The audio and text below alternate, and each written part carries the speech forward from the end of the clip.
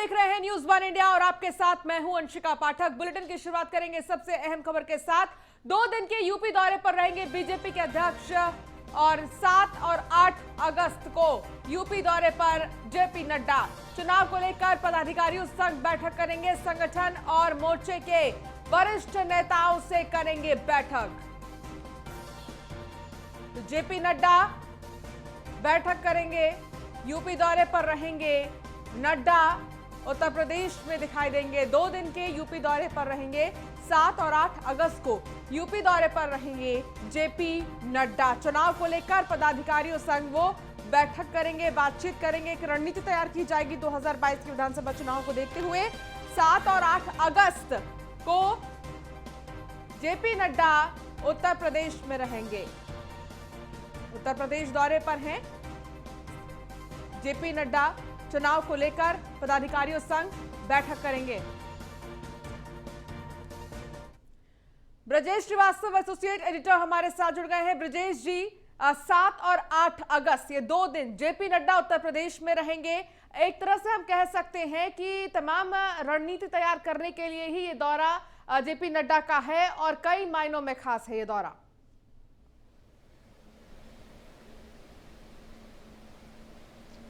देखिए, सबसे बड़ी बात यह है कि 2022 में होने वाले चुनाव को लेकर बीजेपी अब पूरी तरीके से कमर कस चुकी है। संगठन को, सरकार को, दोनों के पेंच कसने के लिए जेपी नड्डा 7 और 8 अगस्त को उत्तर प्रदेश के दौरे पर होंगे, जिसमें संगठन से जुड़ी हुई कई महत्वपूर्ण बैठक होंगी। न सिर्फ पार्टी पदाधिकारियों के साथ राष्ट्रीय अध्यक्ष जेपी नड्डा बैठक करेंगे, बल्कि इसके साथ ही अलग अलग प्रकोष्ठ हैं, अलग अलग मोर्चे हैं, उनके प्रमुखों के साथ भी मिलेंगे और आगे की स्ट्रेटजी पर काम करेंगे।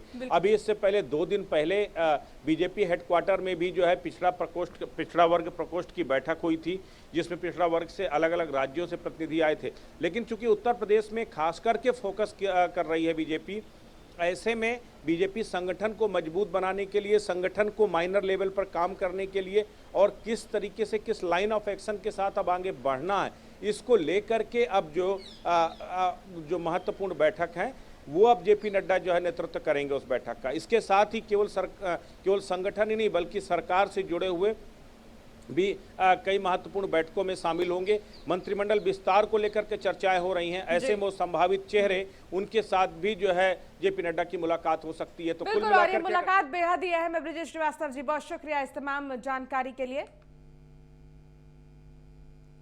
तो संगठन और मोर्चे के वरिष्ठ नेताओं के साथ वो मुलाकात भी करेंगे। 2 दिन के यूपी दौरे पर रहेंगे बीजेपी अध्यक्ष जेपी नड्डा। तो वहीं बीजेपी के नवगठित विभागों और प्रकोष्ठों की बैठक, 27 विभागों और 22 प्रकोष्ठों की बैठक शुरू हो गई है। बैठक में प्रदेश अध्यक्ष स्वतंत्र देव सिंह मौजूद हैं। संगठन महामंत्री सुनील बंसल भी इस बैठक में शामिल हैं। 3 सूत्रों में होगी प्रकोष्ठों और विभागों की बैठक। पहले सत्र में परिचय, दूसरे सत्र में टीम से मीटिंग। तो आपको बता दें कि ये बैठक बेहद ही अहम है। संगठन महामंत्री सुनील बंसल भी इस बैठक में मौजूद हैं। बीजेपी की बैठक 2022 चुनाव के मद्देनजर पहले सत्र में परिचय दिया जाएगा। बीजेपी के नवगठित विभागों और प्रकोष्ठों की बैठक है। आज 27 विभागों और 22 प्रकोष्ठों की बैठक शुरू हो गई है। बैठक में प्रदेश अध्यक्ष स्वतंत्र देव सिंह मौजूद हैं। संगठन महामंत्री सुनील बंसल भी इस बैठक में शामिल हैं, जो कि शुरू हो चुकी है। 3 सत्रों में होगी प्रकोष्ठों और विभागों की बैठक।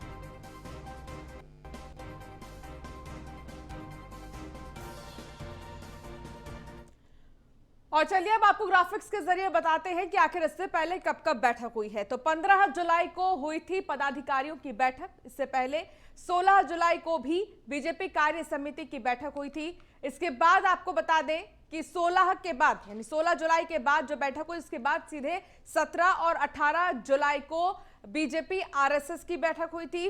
दिन चली थी। हम कह सकते हैं कि लगातार पूरा रणनीति तैयार किया गया था इसमें। इसके साथ ही बीजेपी और आरएसएस की ये बैठक कई मायनों में अहम रही थी, क्योंकि इसमें प्लानिंग की गई थी 2022 विधानसभा चुनाव को देखते हुए। तो आखिर कब कब ये बैठक हुई है, ये हम आपको ग्राफिक्स के जरिए बता रहे हैं। ये सिलसिला 15 जुलाई से शुरू हुआ और एक के बाद एक 15, 16, फिर 17, 18 जुलाई को भी ये बैठक हुई है। तो संगठन महामंत्री सुनील बंसल भी इस बैठक में शामिल है। 3 सत्रों में प्रकोष्ठों और विभागों की यह बैठक होगी। पहले सत्र में परिचय, दूसरे सत्र में टीम से मीटिंग की जाएगी। यानी इस बैठक को 3 पार्ट में डिवाइड कर दिया गया है।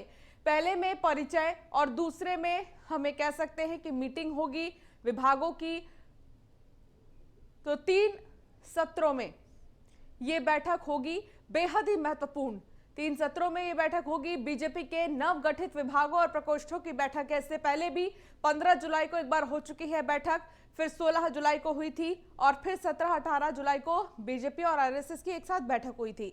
तो हम ये कह सकते हैं कि लगातार जो बैठकें हैं वो की जा रही हैं और साथ ही एक मजबूत रणनीति तैयार करने की कोशिश है। लगातार भारतीय जनता पार्टी अलग अलग चीजों को लेकर रणनीति तैयार कर रही है। एसके वाजपेयी हमारे संवाददाता हमारे साथ फोन लाइन पर जुड़ गए हैं। एसके वाजपेयी, क्या जानकारी मिल रही है? 27 विभागों और 22 प्रकोष्ठों की बैठक शुरू हो गई है।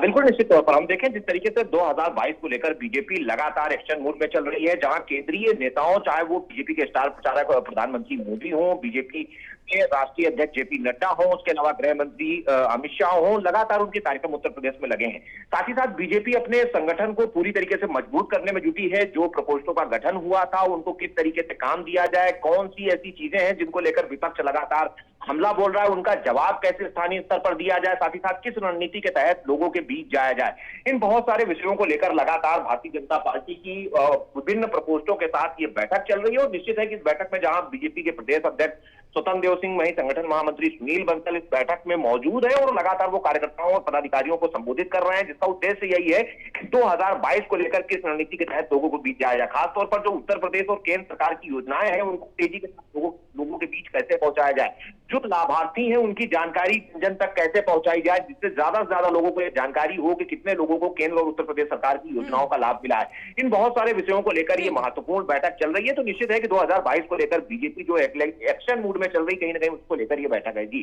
बहुत शुक्रिया एसके वाजपेयी इस तमाम जानकारी के लिए।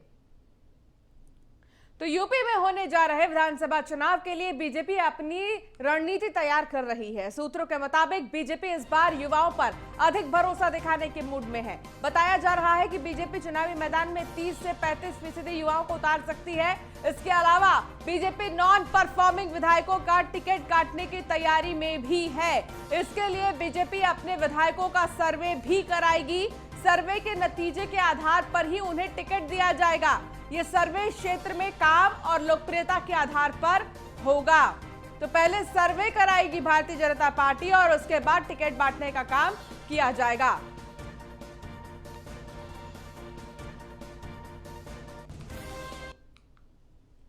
तो वही मीराबाई को हराने वाली वेट लिफ्टर का अब डोप टेस्ट होगा। चीन की वेट लिफ्टर का फिर से होगा डोप टेस्ट। डोप टेस्ट में फेल होने पर चानू को मिलेगा गोल्ड। चीन की वेट लिफ्टर को टोक्यो में रुकने को कहा गया है। तो बड़ी खबर आपको बता दें, जहां चीन के वेट लिफ्टर का एक बार फिर से डोप टेस्ट होगा। डोप टेस्ट में फेल होने पर मीराबाई चानू को गोल्ड मेडल मिलेगा। अभी मीराबाई चानू के पास सिल्वर मेडल है और 49 वर्ग में उन्होंने सिल्वर मेडल हासिल किया है।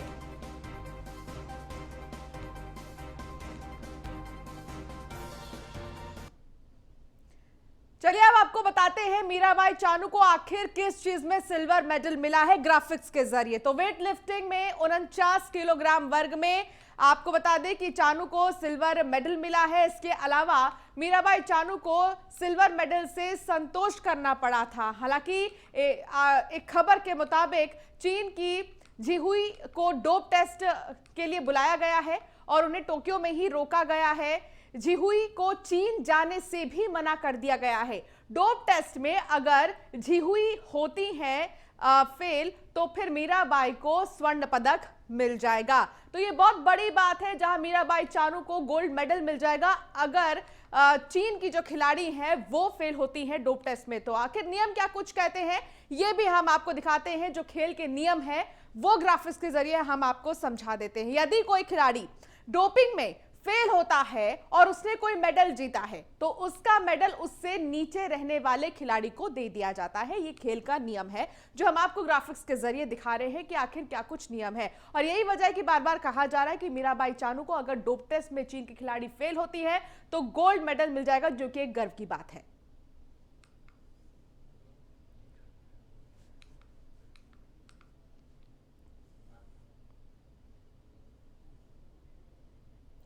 तो क्या चानू को एक बार फिर चांस मिलेगा, ये सबसे बड़ा सवाल है। डोप टेस्ट के बाद गोल्ड मेडल उन्हें मिल सकता है, ये लगातार अटकलें लगाई जा रही हैं। तो वहीं किसानों के समर्थन में ट्रैक्टर से संसद पहुंचे राहुल गांधी, तीनों कृषि कानून वापस ले सरकार, ये कह रहे थे बार बार। कानून से उद्योगपतियों को फायदा होगा, राहुल गांधी ने कहा है। राहुल गांधी के साथ ट्रैक्टर पर रणदीप सुरजेवाला, दीपेंद्र हुड्डा समेत कई अन्य कांग्रेसी नेता सवार दिखे। ट्रैक्टर चलाने के इस कार्यक्रम के दौरान ही कांग्रेस नेता रणदीप सुरजेवाला और बीवी श्रीनिवास को हिरासत में लिया गया। ट्रैक्टर के सामने कृषि कानूनों के खिलाफ पोस्टर चिपका था। कृषि कानून के खिलाफ जारी किसानों के प्रदर्शन को समर्थन देते हुए राहुल गांधी ने कहा कि सरकार को तुरंत ये काले कानून को हटाना चाहिए। राहुल गांधी ने कहा कि ये किसानों की आवाज है, किसानों की बात सुनी नहीं जा रही है। सरकार को इन तीनों कृषि कानून को वापस लेना होगा, ये काले कानून हैं। राहुल गांधी ने कहा कि किसानों पर गलत आरोप लगाए जा रहे हैं, उन्हें आतंकवादी तक कह दिया जा रहा है। और क्या कुछ कहा राहुल गांधी ने, आप खुद ही सुन लीजिए। हम जो किसानों का मैसेज है उसको हम पार्लियामेंट तक लाए हैं। पार्लियामेंट में इसके बारे में चर्चा नहीं करने देते हैं, किसानों को दबा रहे हैं, हिंदुस्तान के सब किसानों को दबा रहे हैं, इसलिए हम यहाँ ट्रैक्टर पे आए हैं। काले कानून हैं, इनको वापस लेना पड़ेगा। किसानों का मैसेज देना चाहता हूँ, ये किसानों का मैसेज है, इसीलिए मैं इसको यहाँ लाया हूँ। ये 2-3 बड़े उद्योगपतियों के फायदे के लिए है। पूरा हिंदुस्तान जानता है कि किसके लिए ये किया जा रहा है। ये किसानों के फायदे के लिए नहीं है कानून, और इन कानून को वापस लेना पड़ेगा। तो राहुल गांधी को आप सुन रहे थे, जहां उनका ये कहना था कि जो 3 कृषि कानून हैं उनके बारे में सरकार सोचे, क्योंकि किसान लगातार ये मांग कर रहे हैं कि इन तीनों ही कानून को रद्द किया जाए। तो ऐसे में लगातार किसान जिस तरीके से पीड़ित हैं, उनकी सरकार को सुनना चाहिए। ये तमाम चीजें राहुल गांधी कह रहे थे। राहुल गांधी किसानों के साथ मौजूद थे। ट्रैक्टर पर सवार होकर राहुल गांधी लगातार किसानों की तरफ से अपनी मांगों को तेज कर रहे थे और चाह रहे थे कि सरकार इस चीज को सुने।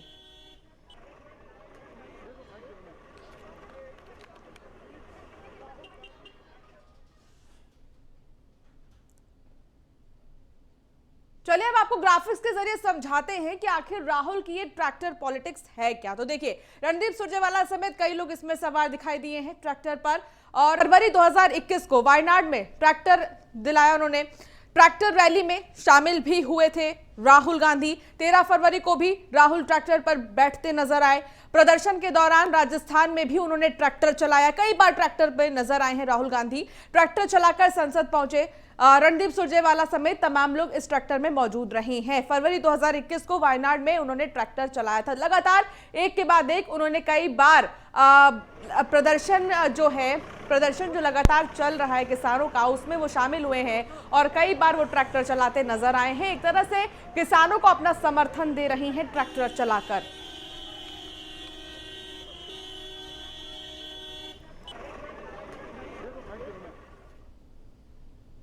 तो वही 27 जुलाई को आरएलडी का भाईचारा सम्मेलन, मुजफ्फरनगर के खतौली से अभियान शुरू करेगी आरएलडी।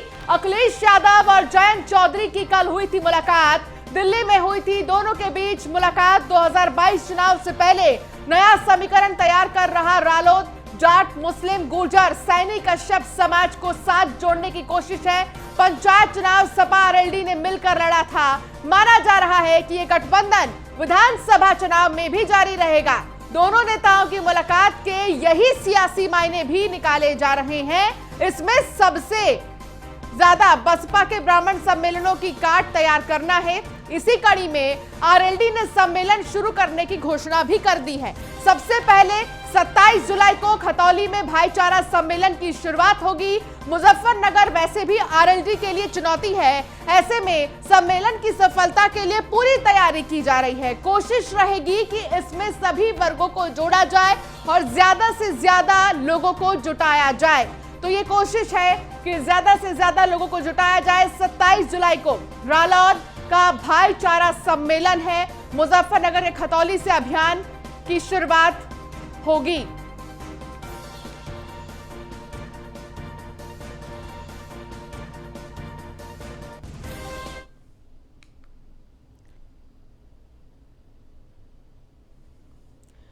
चलिए अब आपको ग्राफिक्स के जरिए बताते हैं इस सम्मेलन के सियासी मायने क्या कुछ हैं। 2022 से पहले सम्मेलन का दौर ब्राह्मण वोटर्स के लिए बसपा का प्रबुद्ध वर्ग सम्मेलन, ब्राह्मण वोटर्स के लिए सपा भी चलाएगी सम्मेलन, अब आरएलडी का भी भाईचारा सम्मेलन होगा। तो एक के बाद एक देखिए, सबसे पहले बीएसपी ने विचार संगोष्ठी कार्यक्रम का आयोजन किया अयोध्या में, जिसका नाम पहले ब्राह्मण सम्मेलन रखा गया था, हालांकि उसको बदल दिया गया।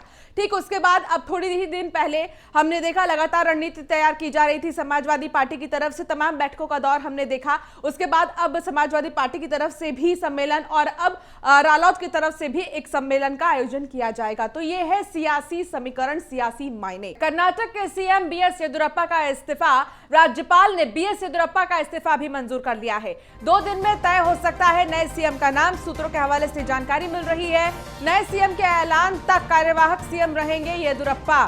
तो राज्यपाल ने येदियुरप्पा का इस्तीफा स्वीकार कर लिया है। 2 दिन में नाम तय हो सकता है नए सीएम का, ये सूत्रों के हवाले से जानकारी मिल रही है, लेकिन तब तक कार्यवाहक सीएम रहेंगे येदियुरप्पा।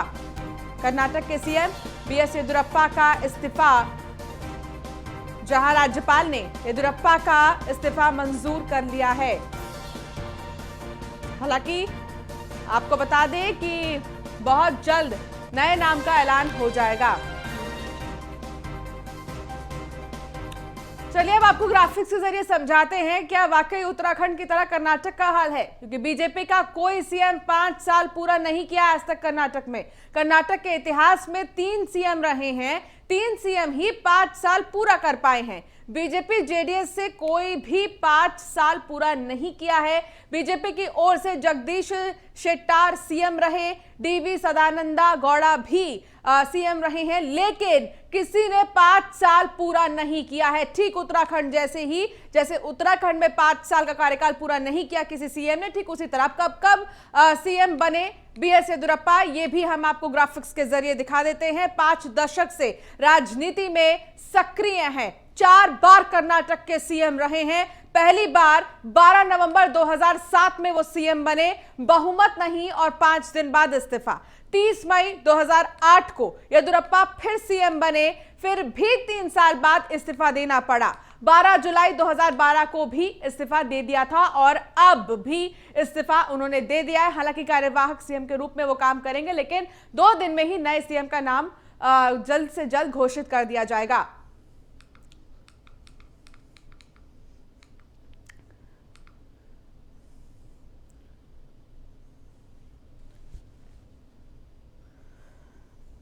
और इस बीच बड़ी खबर आपको बता दें, अलीगढ़ पुलिस का सनसनीखेज खुलासा, बच्चों को चुराने, खरीदने और बेचने वाले गिरफ्तार। पुलिस ने मामले में कुल 16 अपराधियों को दबोचा है। ऑपरेशन खुशी के तहत पुलिस ने बच्चे बरामद किए हैं। एसएसपी अलीगढ़ कलानिधि नैथानी का स्पेशल ऑपरेशन, पश्चिम के कई जिलों से बच्चे चोरी होने की सूचनाएं मिल रही थी। सूचना पर पुलिस ने काम किया और फिर पुलिस को बड़ी सफलता मिली है। अलीगढ़ से गायब हुए बच्चों की नहीं ले रहा था कोई भी सुध। जब बच्चे गायब होते हैं तो पुलिस उन्हें लापता मानकर कार्रवाई करती है, लेकिन अलीगढ़ एसएसपी ने बच्चों के गायब होने के मामले को सामान्य नहीं समझा। 3 बदमाशों को रंगे हाथ बच्चा चोरी करते हुए पकड़ा गया है। कई प्रदेशों तक जुड़े हुए थे बच्चे चुराने वाले गिरोह के तार। अलीगढ़ पुलिस ने गाजियाबाद और अलीगढ़ से चुराए गए 5 बच्चों को बरामद किया है। तो ये बड़ी सफलता अलीगढ़ पुलिस को मिली है। चुराने वाले, उनको मध्यस्थता कर बेचने वाले और खरीदने वाले, इस तरह के अपराधी व्यक्ति इनके पूरे गैंग का पर्दाफाश किया गया है। ये एक अंतरजनपदीय गैंग है और 16 लोगों को अब तक पुलिस द्वारा गिरफ्तार किया गया है। ये भी बता दें कि अभूतपूर्व कार्रवाई करते हुए एक ही रात चले इस ऑपरेशन में 5 बच्चे अलग अलग स्थान से पुलिस द्वारा बरामद किए गए हैं और ये बच्चे पिछले 7 माह के अंदर विभिन्न जनपदों से चोरी किए गए थे। अगर इस गैंग के प्रमुख व्यक्तियों की बात करें तो दुर्योधन, अनिल और शुभम। दुर्योधन जो कि मूल रूप से जनपद एटा का रहने वाला है, अनिल जो कि साहिबाबाद गाजियाबाद का रहने वाला है और शुभम जो कि हसायन जिला।